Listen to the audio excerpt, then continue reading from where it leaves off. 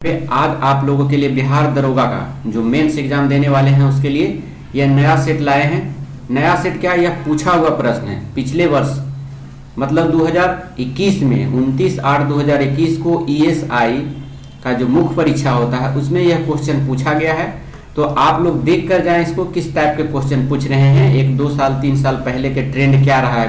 तो चलिए देर ना करते हुए हम इसे डिस्कस करते हैं और सेट लगाने का प्रयास करते हैं। चलिए देखिए, पहला क्वेश्चन आपका दिया हुआ है कि इंडियन सोशल कॉन्फ्रेंस की स्थापना कब हुई थी। तो इसकी स्थापना हुई थी 1887 ईस्वी में। ऑप्शन नंबर सी हो जाएगा। इंडियन सोशल कॉन्फ्रेंस की स्थापना महादेव गोविंद रनाडे और रघुनाथ राव ने किया था। ये भी याद रखना है आपको। चलिए नेक्स्ट क्वेश्चन चलते हैं। अगर कांग्रेस की स्थापना की बात किया जाए तो कांग्रेस की स्थापना 1885 ईस्वी में किया गया था A.U. हुम के द्वारा। A.U. हुम जो था स्कॉटलैंड का एक रिटायर्ड IAS ऑफिसर था। अगला क्वेश्चन चलते हैं हम लोग। दूसरा नंबर क्वेश्चन में निम्नलिखित में से मगध साम्राज्य का कौन सा शहर गंगा, सोन और गंडक के संगम पर बसा हुआ है। तो यह है पाटलिपुत्रा। देखिए यह पाटलिपुत्रा शहर जो बसा हुआ है वह गंगा, सोन और गंडक ये तीनों नदियों के संगम पर बसा हुआ है। वही वैशाली की बात करें तो वैशाली जो है गंडक नदी पर है, सिर्फ ओनली फॉर गंडक नदी पर। गया फेल्गु नदी पर।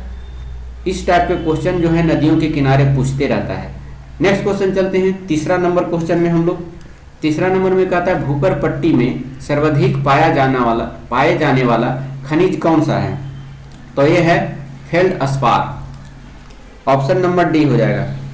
फेल्डस्पार एल्युमिनियम का एक अयस्क होता है, इसको याद रखना है, बहुत ही इंपॉर्टेंट है। और इसका जो रासायनिक सूत्र होता है KAlSi3O8 होता है, तो इसको भी याद रखना है आपको। बारामूला किस नदी के किनारे से। देखिए नदियों के किनारे से संबंधित 2 क्वेश्चन अब तक पूछे जा चुके हैं। देखिए इस क्वेश्चन में बारामूला किस नदी के किनारे स्थित है। तो यह है झेलम नदी के किनारे, जम्मू कश्मीर में है।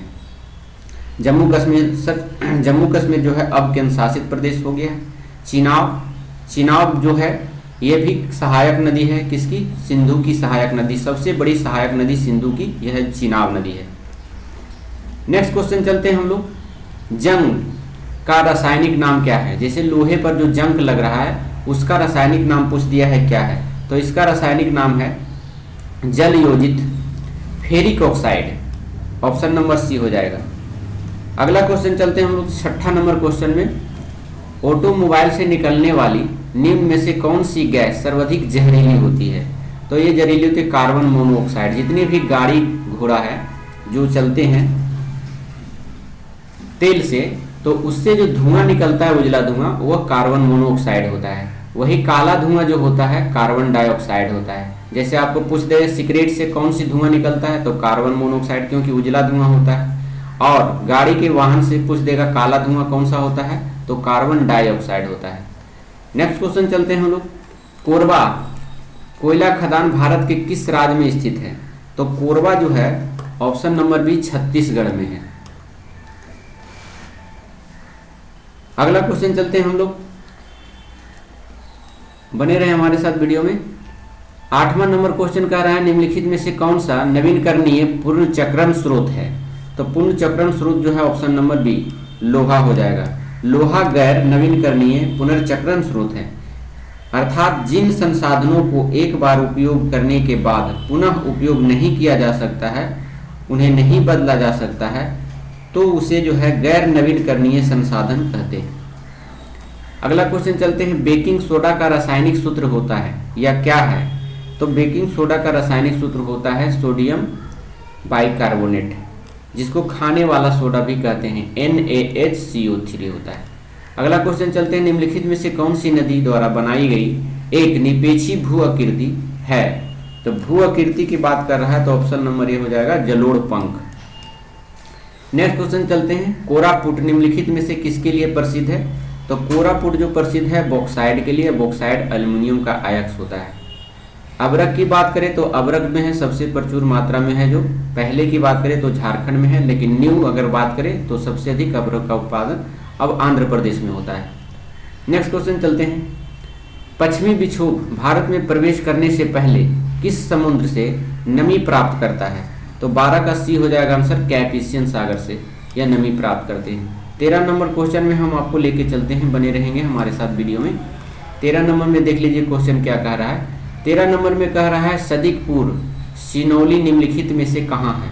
तो यह जो है आपका सिनौली पूछ रहा है, तो सिनौली जो है आपका उत्तर प्रदेश में है, ऑप्शन नंबर ए हो जाएगा। यह स्थान उत्तर प्रदेश के बागपत जिले में है। इस पुरास्थल का उत्खनन भारतीय पुरातात्विक सर्वेक्षण विभाग द्वारा वर्ष 2005 में करवाया गया था। अगला क्वेश्चन चलते हैं 14 नंबर में। ईस्ट का उपयोग सबसे ज़्यादा किस में होता है। तो ईस्ट का उपयोग इथाइल अल्कोहल में होता है, ऑप्शन नंबर ए हो जाएगा। इथाइल अल्कोहल का सूत्र पूछ देता है कभी कभी, C2H5OH होता है। नेक्स्ट क्वेश्चन चलते हैं 15 नंबर क्वेश्चन में। जठर रस का पीएच मान क्या होता है।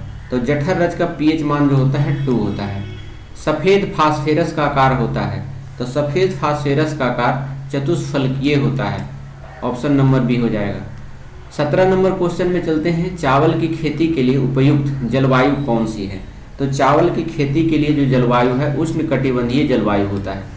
चावल की खेती की बात करें तो उसकी भूमि का तापमान जो होना चाहिए 20 से 30 डिग्री सेंटीग्रेड तापमान होना चाहिए चावल की खेती के लिए, और वर्षा जो होनी चाहिए 100 से 150 सेंटीमीटर होनी चाहिए, तभी आप खेती कर सकते हैं चावल की। चावल भारत की प्रथम और विश्व की दूसरी खदान फसल है। अगर भारत में सबसे प्रमुख फसल कहा जाए तो वह प्रथम फसल चावल है, और विश्व में दूसरे स्थान पर हम चावल में उत्पादकता में हैं, पहला स्थान पर चीन है। नेक्स्ट क्वेश्चन चलते हैं 18 नंबर में। निम्नलिखित में से सबसे पहला एंटीबायोटिक दवा कौन सा है। तो एंटीबायोटिक दवा है सल्फा ड्रग्स।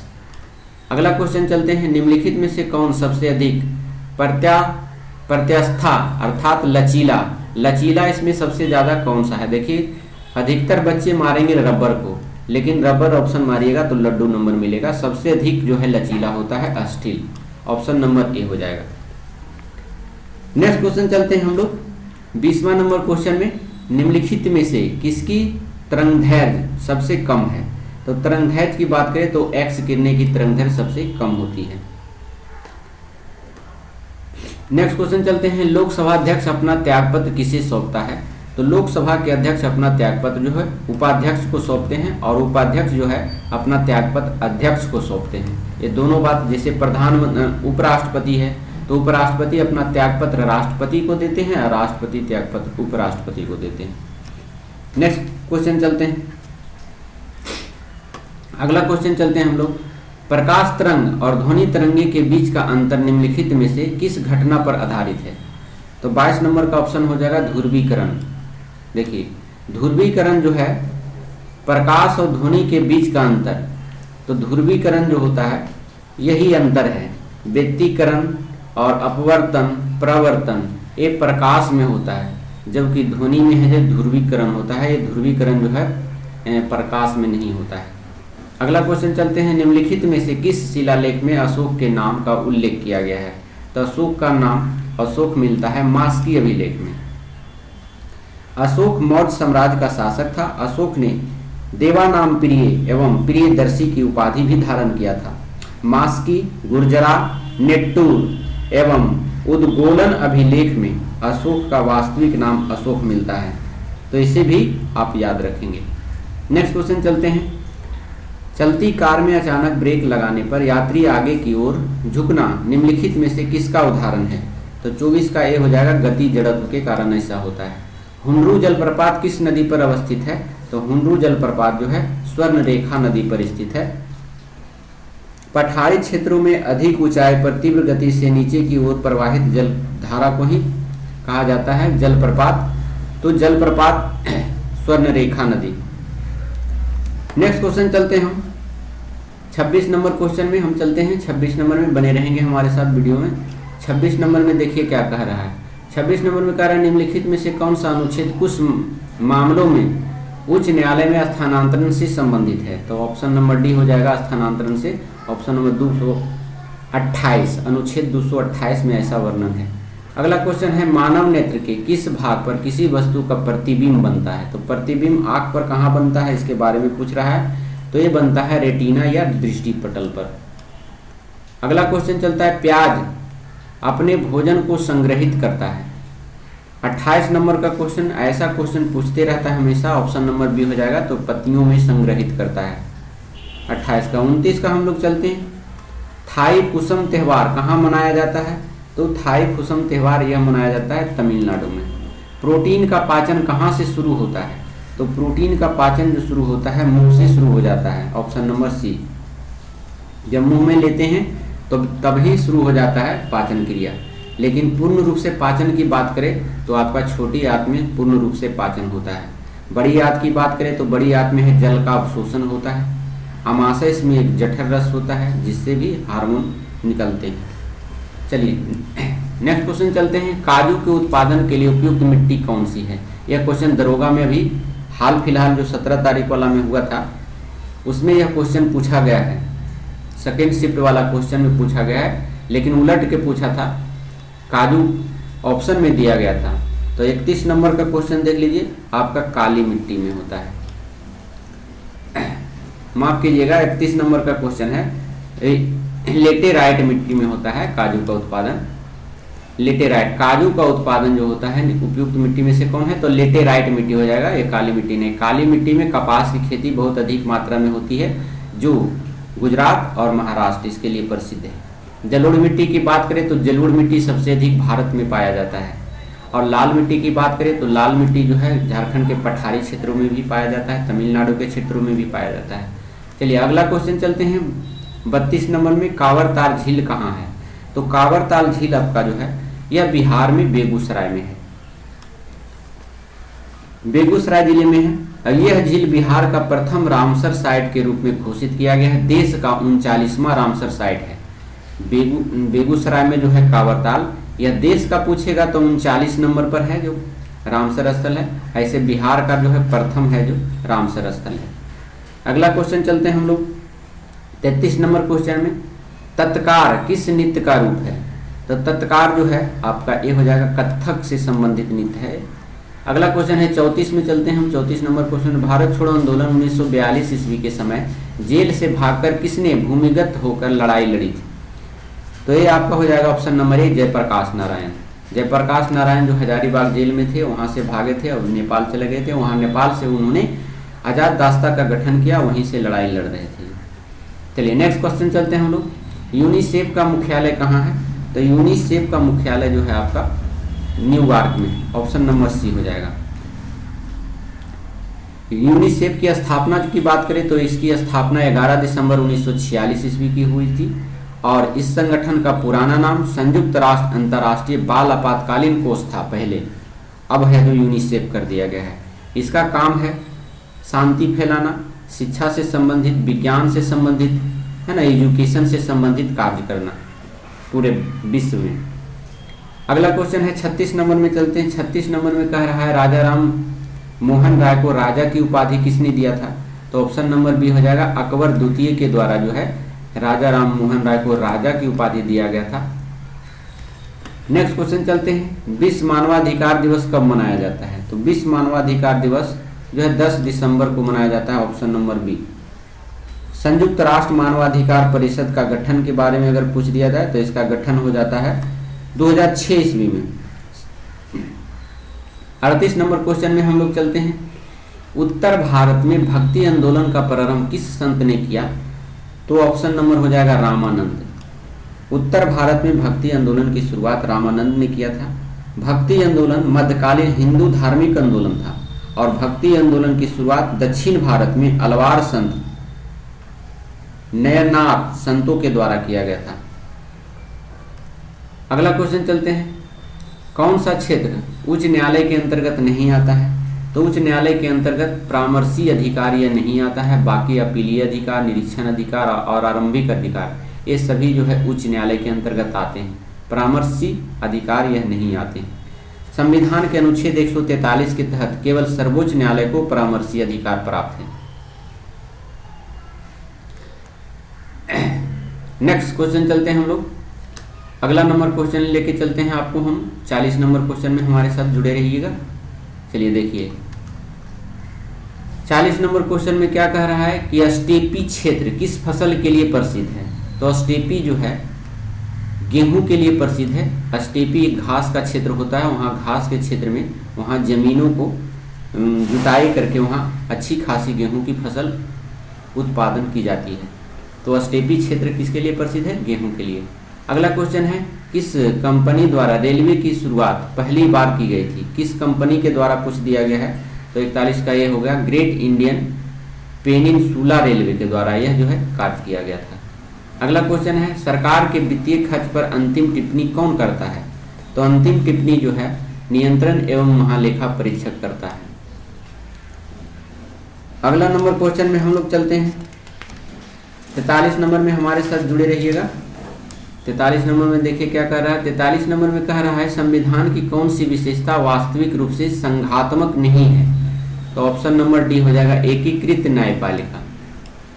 बाकी जो है शक्तियों का विभाजन, लिखित संविधान, न्यायिक पूर्णावलोकन, यह जो है संघात्मक लक्षण है, जबकि एकीकृत न्यायपालिका यह संघात्मक लक्षण नहीं है।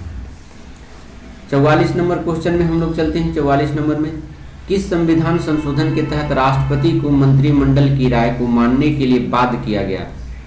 तो ऑप्शन नंबर ए है 42वां संविधान संशोधन 1976 ईस्वी में हुआ था। अगर 44वां संविधान संशोधन की बात करें तो यह 1978 ईस्वी में हुआ था। नेक्स्ट क्वेश्चन चलते हैं 45 नंबर में, लौरिया अरेराज क्या है?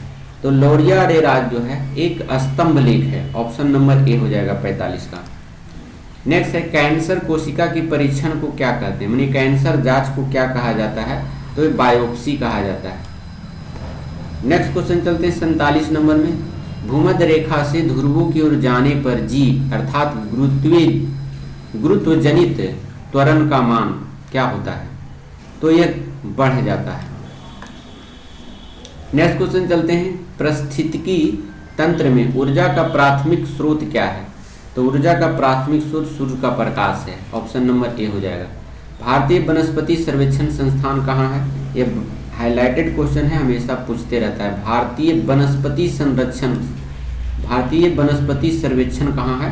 तो ये आपका 49 का भी हो जाएगा कोलकाता में। यहाँ देहरादून मारिएगा तो गलत हो जाएगा आपका आंसर।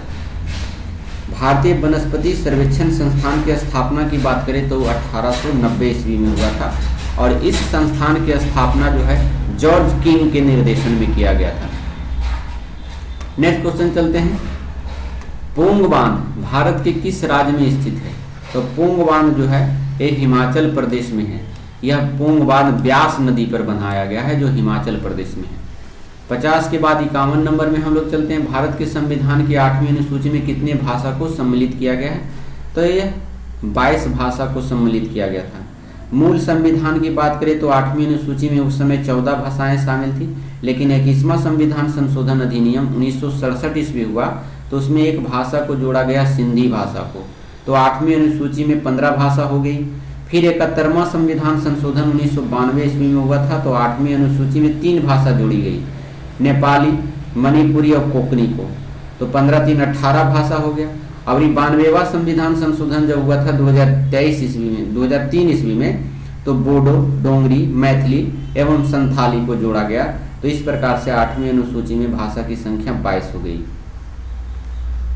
अगर अनुसूची की बात छोड़ दें, भाग की बात करें तो भाग 18 में भी इसका वर्णन है भाषा से संबंधित। अनुच्छेद 343 और 351 में भी भाषा की चर्चा की गई है। अगला नंबर क्वेश्चन चलते हैं 52 नंबर में, भारत में सबसे बड़ा चाय उत्पादक राज्य कौन है? सबसे अधिक चाय का उत्पादन जो करता है असम करता है। ऑप्शन नंबर ए हो जाएगा। चाय उत्पादन के मामले में पश्चिम बंगाल जो है दूसरे स्थान पर सबसे बड़ा राज्य है। पहला जो है असम है, दूसरा है पश्चिम बंगाल। अगला क्वेश्चन 53 नंबर क्वेश्चन में हम लोग चलते हैं। 53 नंबर में बने रहिएगा, हमारे साथ जुड़े रहेंगे। चलिए देखिए, निम्नलिखित में से किस आंदोलन की शुरुआत नमक कानूनों को तोड़ने के साथ हुई थी? तो नमक कानून तोड़ा गया था। ऑप्शन नंबर सी हो जाएगा, सविनय अवज्ञा आंदोलन।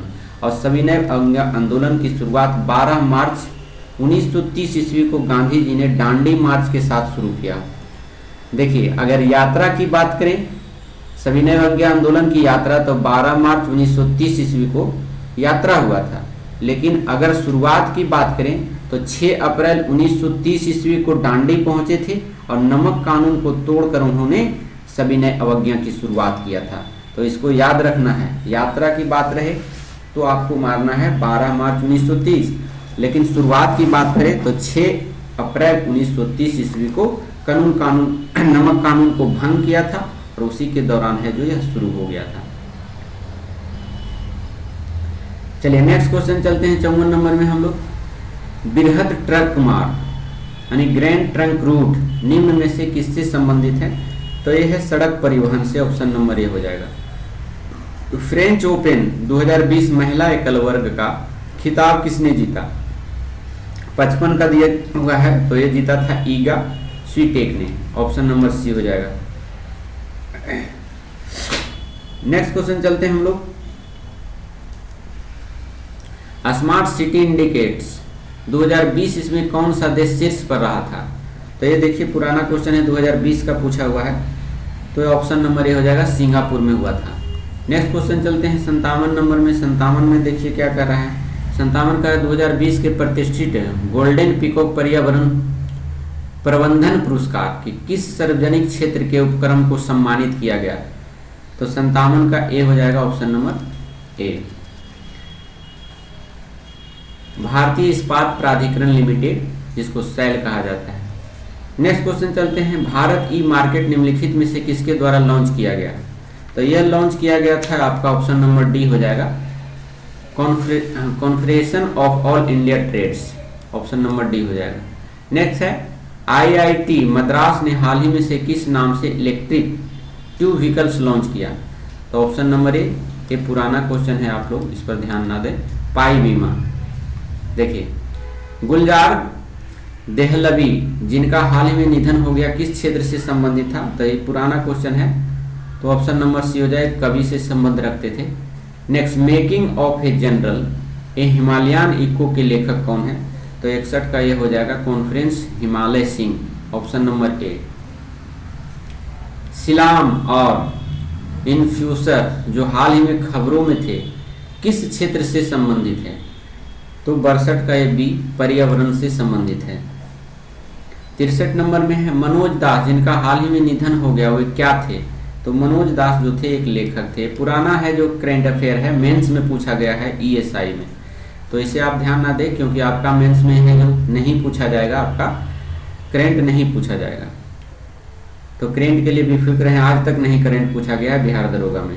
एक ये जो क्वेश्चन आपको डिस्कस कर रहे हैं ये ईएसआई वाला है जिसमें पूछा गया है मेंस का। नेक्स्ट क्वेश्चन चलते हैं 65 नंबर में हम लोग चलते हैं। 65 नंबर में के बाद 64 नंबर रह गया था आपका। भारत की पहली विदेशी विकिरण रोधी मिसाइल जिसे डीआरडीओ ने विकसित किया है उसका नाम क्या है? तो उसका नाम जो है रुद्रम 1 है, ऑप्शन नंबर सी हो जाएगा। नेक्स्ट है कपिला कार्यक्रम जो हाल ही में से चर्चा में रहा किस क्षेत्र से संबंधित है? तो कपिला जो संबंधित है, ऑप्शन देख लेते हैं हम लोग, बने रहेंगे हमारे साथ। कपिला संबंध किससे है? 65 नंबर का क्वेश्चन देख लीजिए। कपिला जो संबंधित है बौद्धिक संपदा से है, ऑप्शन नंबर डी हो जाएगा। नेक्स्ट क्वेश्चन चलते हैं हम लोग। निम्नलिखित में से कौन सा अनुच्छेद कुछ राज्यों को संघ से अनुदान का प्रावधान करता है? तो प्रावधान करता है ऑप्शन नंबर ए, संघ का प्रावधान अनुच्छेद 275 में इसका वर्णन है। कुछ राज्यों के संघ अनुदान 275। नेक्स्ट क्वेश्चन चलते हैं हमारे। भारतीय अंतरिक्ष अनुसंधान संगठन का शैक्षणिक केंद्र किस राज्य में स्थापित किया गया है? तो ऑप्शन नंबर ए हो जाएगा, उत्तर प्रदेश में। यह है जो आपको पूछने वाला ऐसा क्वेश्चन नहीं है, फिर भी देख कर जाएं। नेक्स्ट क्वेश्चन चलते हैं। प्रोफेसर सौरभ लोढ़ा को वर्ष 2020 के लिए नैनो साइंस एंड टेक्नोलॉजी में यंग कैरियर अवार्ड से सम्मानित किया गया। वे किस आईआईटी संस्थान के प्रोफेसर हैं? तो 68 का बी हो जाएगा आपका, आईआईटी बॉम्बे का जो है प्रोफेसर थे। नेक्स्ट क्वेश्चन चलते हैं। सरसों अनुसंधान केंद्र कहाँ स्थित है? तो ये है जो ऑप्शन नंबर बी हो जाएगा, राजस्थान। ऐसो भी सरसों के उत्पादन में राजस्थान अपना एक प्रसिद्ध स्थान रखता है, यहाँ सबसे ज़्यादा सरसों के उत्पादन होता है। नेक्स्ट क्वेश्चन चलते हैं। प्रथम भारतीय पुरापाषाण कलाकृति कहाँ से प्राप्त हुआ है? तो ऑप्शन नंबर ए हो जाएगा, पोलावरम से प्राप्त हुआ है। नेक्स्ट क्वेश्चन, अगला क्वेश्चन चलते हैं हम लोग 71 नंबर में। किसी दल को विपक्षी दल का दर्जा प्राप्त करने के लिए कम से कम कितनी फीसदी सीट प्राप्त होनी चाहिए? तो 71 का ये हो जाएगा 10% कम से कम प्राप्त करनी होती है। जितना आपका वोट पड़ा उसका आप 10% ले लाते हैं तो आप विपक्षी दल आपको मान्यता दे देगा। नेक्स्ट क्वेश्चन चलते हैं, नवपाषाण कालीन गड्ढे, आवासों और अवशेष कहाँ पाए गए हैं? तो ऑप्शन नंबर ए हो जाएगा, जम्मू कश्मीर में पाए गए। नेक्स्ट क्वेश्चन है, कोई मामला अवशिष्ट शक्तियों के अंतर्गत आता है या नहीं, यह तय करने का अंतिम अधिकार किसके पास है? तो यह अधिकार होता है आपका सर्वोच्च न्यायालय के पास। ऑप्शन नंबर डी हो जाएगा। नेक्स्ट क्वेश्चन चलते हैं, लोक लेखा समिति में लोकसभा से कितने सदस्य होते हैं? तो लोकसभा से जो होते हैं, ऑप्शन नंबर ए 15 सदस्य होते हैं। लोक लेखा समिति में लोकसभा से 15 सदस्य और राज्यसभा से 7 सदस्य होते हैं। टोटल मिला के 22 सदस्य होते हैं। अगर लोक लेखा समिति की कुल सदस्यों की संख्या पूछे तो 22 होती है, जिसमें 15 को लोकसभा के सदस्य होते हैं और 7 जो होते हैं राज्यसभा के सदस्य होते हैं। नेक्स्ट क्वेश्चन चलते हैं, तुर्कान ए चहलग्नी को किसने समाप्त किया था? तो तुर्कान ए चहलग्नी को समाप्त किया था बलबन ने। लेकिन अगर इसकी शुरुआत की बात करें तो शुरुआत इसकी जो है इल्तुतमिश के द्वारा किया गया था। तुर्कान ए चहलग्नी का मतलब होता है 40 गुलामों का एक समूह गठन करना और उसे दास बनाकर रखना। तो ऐसा नियम लागू किया था अलाउद्दीन खिलजी ने। लेकिन अलाउद्दीन खिलजी का जो गुलाम था बलबन, जब राजा बना गुलाम, तो इसके तुर्कान ए चहलग्नी को समाप्त कर दिया। नेक्स्ट क्वेश्चन चलते हैं, राज्यपाल के संबंध में निम्नलिखित में से कौन सा कथन सत्य नहीं है? तो 76 का आपका बी हो जाएगा, मौत की सजा को माफ कर सकते हैं। मौत की सजा को सिर्फ माफ करने का अधिकार राष्ट्रपति के पास होता है, राज्यपाल के लिए नहीं होता है। तो यह कथन गलत दिया हुआ है। नेक्स्ट क्वेश्चन चलते हैं, 7 के 3 क्रमागत गुणों का योग 126 है तो सबसे बड़ी संख्या होगी। देखिए मैथ का क्वेश्चन आ गया है, मैथ आप लोग बनाइएगा इसको जरूर। अगर नहीं आपको बन पाता है किसी कारणवश तो आप हमें कमेंट बॉक्स में ज़रूर लिखें, तो हम इसका डिस्कस कर देंगे, बनाकर वीडियो डाल देंगे आपको। तो 77 का देख लीजिए, ऑप्शन हम बता देते हैं, आप लोग बनाने की कोशिश कीजिएगा। ऑप्शन नंबर इसका सी हो जाएगा। चलिए नेक्स्ट क्वेश्चन है 78 नंबर क्वेश्चन में हम लोग चलेंगे। 78 नंबर में ये भी मैथ का ही क्वेश्चन है और यह चक्रवृद्धि ब्याज से दिया गया है क्वेश्चन। तो आप लोग इसको बना के कमेंट बॉक्स में जरूर कमेंट कीजिए। 78 का देख लीजिए, आपका आंसर ए हो जाएगा। 79 का ए हो जाएगा। 80 का क्वेश्चन बी हो जाएगा, इसको आप सोल्व कीजिएगा, गुना भाग है। 81 नंबर में देख लीजिए, सम संख्या पूछ रहा है कि इसकी जो है सम संख्याओं का औसत 100 तक। तो 100 सब किस संख्याओं के सम होता है? तो पहला जो होता है सम संख्या 2 होता है। 2 से लेकर के आप 100 तक जाइएगा, इसको ऐड कीजिएगा तो इसका होता है फर्स्ट एंड लास्ट बाई 2। 2 को जोड़िएगा और 100 को जोड़िएगा, 2 से डिवाइड कर दीजिएगा तो इसका आंसर आपका आ जाएगा 51 आ जाएगा। नेक्स्ट क्वेश्चन चलते हैं 82 नंबर का। 82 नंबर आप लोग खुद से बनाइएगा, ए हो जाएगा। 83 नंबर में देखिए, 83 नंबर भी मैथ से संबंधित है, सी ऑप्शन हो जाएगा। 84 नंबर का क्वेश्चन देख लीजिए, इसमें बड़ा कह रहा है तो हम बड़ा वाला बताए थे, ऐसे ऐसे गुना कीजिए। आपको देखिए 7 या 21 हो जाएगा यहाँ पर, और यहाँ 11 दूनी ये 22 हो जाएगा। तो जाहिर कौन बड़ा होगा? 22 वाला, तो ए वाला बड़ा हो जाएगा। फिर आपको कंपेयर करना है इससे, 7 49 हो जाएगा, 13 दूनी 26 हो जाएगा। तो इससे बड़ा हो जाएगा ये, ए वाला बड़ा हो जाएगा। इससे कंपेयर कीजिएगा, 13 कम 13, 7 दूनी 14। तो सबसे बड़ा जो हो जाएगा 7/13 हो जाएगा। तो 7/13 कहाँ है? ऑप्शन नंबर सी, ए वाला देखिए हो जाएगा। नेक्स्ट क्वेश्चन चलते हैं, 123 का वर्ग क्या होगा? तो 123 का वर्ग करना है आपको, आप लोग कर सकते हैं। 123 गुना कीजिएगा तो आपको आ जाएगा 151 29।